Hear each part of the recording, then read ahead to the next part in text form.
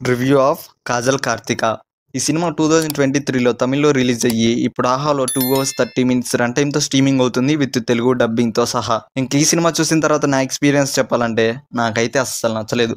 First 30 minutes ఇంట్రెస్టింగ్గానే ఉంటుంది, మళ్ళీ లాస్ట్లో కాజల్ అగర్వాల్ గారు ఉన్నంతసేపు కూడా బాగానే ఉంటుంది. అసలు సినిమా చూడకముందు కాజల్ గారు సినిమా మొత్తం మెయిన్ లీడ్గా చేశారేమో అనుకున్నా, కానీ సినిమాలో లాస్ట్ 45 minutes ఉన్నప్పుడు ఎంట్రీ ఇస్తారు కాజల్ గారు. అసలు ఫస్ట్ హాఫ్ అంతా డొల్లా, ఏమీ లేదు. ఆ ఏలియన్స్ ఎందుకు వస్తారో, ఆ మల్టిపుల్ హారర్ స్టోరీస్ ఎందుకు పెట్టారో ఏం అర్థం కాదు. పోనీ ఆ స్టోరీస్ అన్నిటికీ లింక్ ఉంటుందా అంటే అది కూడా ఉండదు. ఇంతకీ ఫ్యామిలీతో చూడొచ్చా అంటే ఎస్ చూడొచ్చండి, అడల్ట్ కంటెంట్ ఏమీ లేదు. అసలు బేసిక్ స్టోరీ ఏంటంటే, బుక్స్ చదివే అలవాటు ఉన్న రెజినా గారికి ఒకరోజు లైబ్రరీలో 100 ఏళ్ల క్రితం రాసిన కుంకుమ బొట్టు అనే బుక్ చదువుతుంది. అప్పుడే ఏం జరుగుతుంది, ఆ బుక్ లో ఎలాంటి కథలున్నాయి, అవి నిజంగా జరిగిన కథలేనా అన్నది సినిమా స్టోరీ. ప్లస్ పాయింట్స్, నాకు మెయిన్గా ఈ సినిమాలో కాజల్ గారు పర్ఫార్మెన్స్ నచ్చిందండి.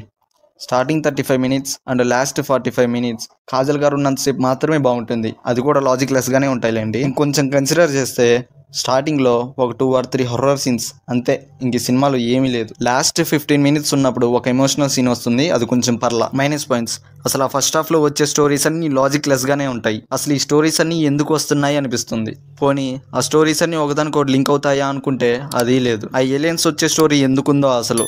సో ఫైనల్గా ఈ మూవీకి నా రేటింగ్ 5కి 2. ఇది కేవలం నా ఒపీనియన్ మాత్రమే.